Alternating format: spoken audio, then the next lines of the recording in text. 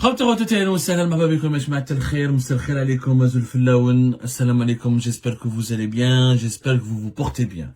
Ce qui était annoncé par nous, ce que nous avions annoncé le 20 février dernier, vient de se concrétiser ce 26 février 2024. Rappelez-vous, le 20 février 2024, nous avons dit que la France est en train de rejoindre petit à petit le camp du Maroc, après avoir misé pendant presque 3 ans sur l'Algérie. La France d'Emmanuel Macron a décidé de tendre la main au Maroc et de se réconcilier avec le Maroc et d'appuyer les positions politiques et diplomatiques marocaines au détriment des positions algériennes. Nous l'avons dit clairement, on avait prévenu qu'on avait le régime algérien est en train de perdre son dernier ami parmi les puissances occidentales et universelles, après avoir déçu la Russie, après avoir exaspérer la Chine, après avoir exaspéré aussi les États-Unis d'Amérique, après avoir perdu la confiance de l'Union européenne, après avoir pratiquement perdu toute relation amicale avec l'Arabie Saoudite, après avoir enclenché les hostilités avec l'Espagne, les Émirats Arabes Unis, après avoir provoqué des relations très froides avec l'Égypte et un certain nombre de pays importants dans la région, et aujourd'hui, le régime algérien est en train de perdre l'appui de la France, qui était la seule puissance mondiale qui soutenait activement le régime algérien et qui a tout fait pour le soutenir, pour construire une relation amicale, stable et pour appuyer le régime algérien de 2020 à 2023. Emmanuel Macron a été le seul leader d'une puissance mondiale qui est venu en Algérie en août 2022, qui a considéré Abdelmadjid Tebboune comme son ami, qui a voulu inviter Abdelmadjid Tebboune et lui donner le tapis rouge à Paris, qui a envoyé un gouvernement, le gouvernement français, rappelez-vous, en octobre 2022, pas moins de 16 ministres. Jamais une puissance mondiale ou là un pays important n'a envoyé à la mi-octobre 2022 un gouvernement, tout son gouvernement, 16 ministres à Alger, conduit par une délégation française. Elle a été conduite à l'époque par la première ministre française, Elisabeth Borne. La France a fait des pieds et des mains pour séduire l'Algérie, pour rassurer le régime algérien, pour construire avec lui, tisser avec lui une alliance solide. Tout cela, finalement, fait partie du passé. Ça a été jeté dans les oubliettes par la France, parce que la France a décidé officiellement, ce 26 février 2024, de rejoindre le camp du Maroc et de construire une nouvelle alliance avec le Maroc et de négocier la construction d'une alliance et la négociation d'un compromis qui permettrait au Maroc de surmonter sa crise politique avec la France. Et la France a décidé officiellement de miser sur le Maroc après avoir parié pendant 3 ans sur le régime algérien. Ce qui s'est passé aujourd'hui, c'est un nouveau tournant majeur. Et vous allez comprendre pourquoi. Alors, le chef de la diplomatie française, ce lundi 26 février 2024, a été reçu à Rabat, il s'est rendu à Rabat, il s'est entretenu avec le ministre des Affaires étrangères marocain, Nasser Bourita. Et au cours de son entretien, ou là, de son entrevue avec le chef de la diplomatie marocaine, le chef de la diplomatie française, le tout nouveau ministre Stéphane Séjourné du nouveau gouvernement Attal, qui vient d'être installé récemment, a fait une déclaration tonitruante. Franchement, une déclaration tout simplement, je vais pas dire brutale ou la brusque ou là. En tout cas, c'est une déclaration claire, nette et précise. La France a décidé de larguer le régime algérien pour séduire, pour faire les yeux doux au Maroc. C'est tout simplement affiché publiquement et assumé par la France. La France largue, je dis bien largue, le régime algérien pour sortir pour plonger dans les bras du Maroc. Voilà ce qui a été dit par le chef de la diplomatie française aujourd'hui. La France a décidé de soutenir de façon claire et constante, elle apporte un soutien clair et constant au plan d'autonomie marocain du Sahara occidental, assurant que la France veut progresser sur ce dossier. Et la France affirme par la voix de son ministre des Affaires étrangères qu'elle a compris que le Sahara occidental est un enjeu existentiel pour le Maroc. Nous le savons. Le Maroc peut compter sur le soutien clair et constant de la France à son plan d'autonomie. Nous l'avons dit et je le redis aujourd'hui, peut-être avec plus de force. il est désormais temps d'avancer. J'y veillerai personnellement. C'est le ministre des Affaires étrangères, un Français, qui l'a déclaré aujourd'hui à Rabat. Je passe sur les autres déclarations très élogieuses à l'égard du Maroc. Le chef de la diplomatie française, il a dit que la France veut accompagner le développement du Maroc, qu'elle veut accompagner le développement du Sahara occidental, que le Maroc a beaucoup investi dans les projets de développement au bénéfice des populations locales en matière de formation, d'énergie renouvelable, de tourisme, d'économie bleue, liée aux ressources aquatiques. La France est en train de mettre en exergue, ou là en valeur, ou là en lumière, les efforts du Maroc dans l'occupation qu'il exerce du Sahara occidental. Ça fait rien fait plaisir. Il n'est là pour la France, le Sahara occidental, ce n'est plus une colonie, ce n'est pas un territoire non autonome, comme elle le reconnaît, ou là comme elle le classe l'Organisation des Nations Unies.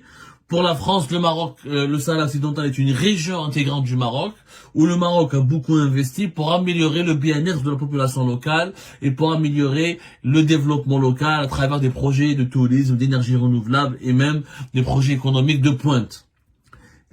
Ça fait, je rappelle quand même, 3 ans, presque 4 ans que la France et le Maroc se sont tournés le dos.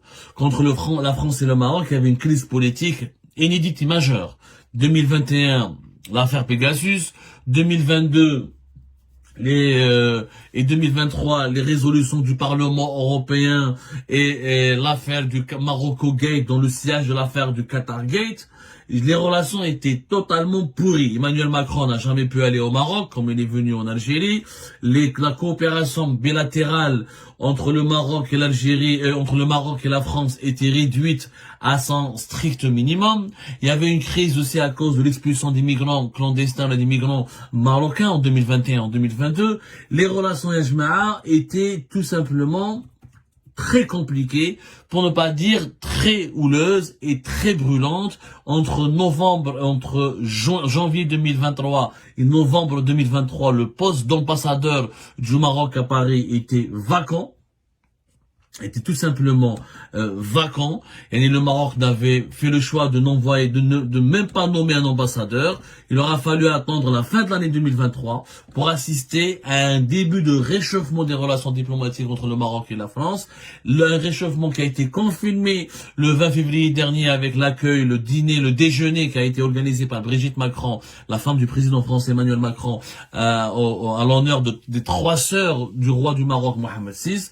Juste après, il y avait une communication téléphonique joviale et assez agréable entre Mohamed VI et Emmanuel Macron, alors que les deux présidents ne se parlaient plus depuis pratiquement 2021, l'affaire Pegasus. Il y a une évolution majeure dans les relations franco-marocaines. Cette évolution, elle s'est faite au détriment des relations franco-algériennes. Je l'ai toujours dit la dernière fois, on ne peut plus être l'ami de l'Algérie et du Maroc en même temps. Les pays, on l'a vu dans le cas de l'Espagne, on l'a vu avec les Émirats, on l'a vu dans le cas de l'Arabie Saoudite, on le voit, les États-Unis l'ont vu aussi, que quand un pays construit une relation particulière avec le Maroc, il s'attire l'hostilité et les foudres du régime algérien. La France qui a préféré Emmanuel Macron, il faut le dire, de 2020 à 2024, jusqu'à la fin de l'année 2023, plutôt durant 3 ans, il a parié uniquement sur l'Algérie. Il a parié uniquement sur l'Algérie. Il a fait une grande visite à Alger, à Oran. Il a fait de l'Algérie un partenaire important pour dans les questions du Sahel. Il y a eu des déclarations et des accords. Là, il y a la déclaration d'Alger lors de sa visite. Je rappelle un document important. Voilà, j'ai failli le dire. Lorsque le gouvernement, lorsque 16 ministres français sont venus en octobre 2022 sous l'égide de l'ancienne première ministre française Elisabeth Borne, il y a eu des discussions avec le gouvernement algérien autour de 73 points. C'était le document final qui a été adopté lors de la 5e session du comité intergouvernemental de haut niveau qui s'était tenu à Alger le 9 et 10 octobre 2022. Parmi les 73 points qui ont été discutés, validés par le gouvernement français algérien, il y avait le point 12 écoutez-moi bien, le point 12 qui porte sur le Sahara occidental. En octobre 2022, la France avait une position totalement pro-algérienne et elle avait une position radicalement différente de ce qu'elle vient d'adopter ce 26 février 2024. La France n'a jamais été un soutien du Polisario, oui, elle n'a jamais été un soutien de l'indépendance du Sahara occidental. Ceci dit, de 2020 à 2023, elle a changé sa position, elle était nettement moins pro-marocaine et elle a adopté une position plus ou moins pro-algérienne. La preuve, le point 12 de la du document de la déclaration finale qui a résumé les 73 points qui ont été étudiés et négociés et validés par les gouvernements français et algériens lors de la 5e session du comité intergouvernemental de haut niveau qui est algéro-français, un cadre de coopération algéro-français qui s'était tenu le 9 et 10 octobre 2022. Le point 12 affirme que concernant le Sahara occidental, les deux parties ont affirmé leur soutien à la mission de M. Stéphane de Mistura, envoyé personnel du secrétaire général des Nations Unies pour le Sahara occidental, ainsi qu'à la mission des Nations Unies pour l'organisation des référendums au Sahara occidental, dont l'action est essentielle pour le règlement de ce conflit, conformément à la légalité internationale et pour la stabilité de la région. En octobre 2022, la France soutenait la légalité internationale qui ne reconnaît pas la marocanité du Sahara occidental. Le droit international ne le reconnaît pas encore pour le moment.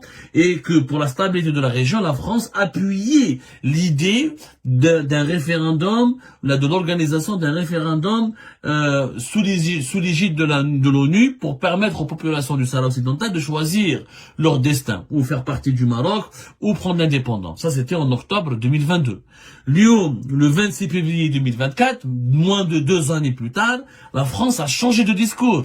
Elle ne parle plus de l'égalité internationale, elle ne parle plus d'organisation d'un référendum d'autodétermination, et elle reconnaît le plan d'autonomie marocain, et elle apporte comme un soutien clair, net et précis. Et elle reconnaît les efforts, et elle considère le Sahara occidental comme un enjeu existentiel pour le Maroc, et elle soutient le Maroc dans son plan d'autonomie qui ne reconnaît plus donc d'option, qui écarte catégoriquement l'option d'organiser un référendum pour les populations du Sahara occidental, et elle-même, la France elle-même reconnaît que le Maroc a beaucoup investi, il a accompagné le développement, que la France elle est prête à accompagner le développement du Sahara occidental et que le Maroc a beaucoup investi dans cette région. Il y a eu des projets, il y a eu de la formation, il y a eu du tourisme, il y a eu des énergies renouvelables. Donc la France elle se réjouit, elle soutient définitivement le Maroc. C'est une position radicalement différente de celle qui a été adoptée par le gouvernement français en octobre 2022. La France avait donné parmi les engagements informel et dans les coulisses des négociations algéro-françaises, Emmanuel Macron, pour adouber le régime algérien, pour s'assurer de son amitié, de bétonner son alliance avec le régime algérien, avait promis à Tebboune au régime algérien que la France ne reconnaîtra jamais la marocanité du Sahara occidental. Elle ne fera jamais ce que l'Espagne avait fait en mars 2022 en reconnaissant en reconnaissant le plan d'autonomie marocain. La France vient de faire ce que l'Espagne a fait. La France, ce 26 février 2024, elle vient de faire ce que l'Espagne a fait en mars 2022. La France va encore plus loin, parce qu'elle veut accompagner le développement du Sahara occidental sous l'égide du Maroc, et qu'elle reconnaît les efforts de développement louables. Elle fait des éloges aux efforts de développement du Maroc. Donc la France, elle a tourné le dos à l'Algérie. Elle a changé, elle n'a pas respecté le fameux le point 12 qui a été conclu et négocié, validé dans le document final des discussions du haut comité, du comité intergouvernemental de haut niveau algéro-français, le 9 et 10 octobre 2022.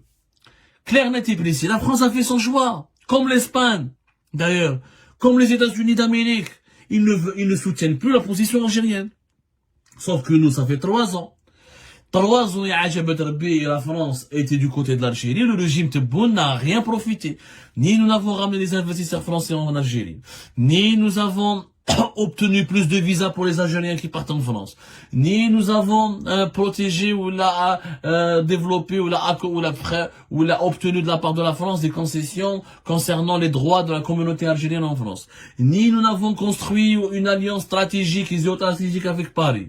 On a emmerdé la France pendant 3 ans de négociations. Le régime algérien a fait du chantage à Paris, concernant la question migratoire, concernant la coopération sécuritaire et militaire au Sahel, concernant certains intérêts économiques de la France comme le gaz en Algérie. Le régime algérien a fait du chantage. Il pensait que la France était à sa merci. Il pensait que Paris allait plier, allait faire exécuter le moindre vœu que le régime Tebboune allait formuler. Tebboune voulait venir à Paris faire comme Kadhafi, faire une grande visite, se balader partout sur les Champs-Élysées, dans la grande mosquée de Paris, dans des universités, au Parlement, là au Sénat, là à Amboise, etc. Il pensait qu'il allait arracher les excuses des compromis historiques à la France.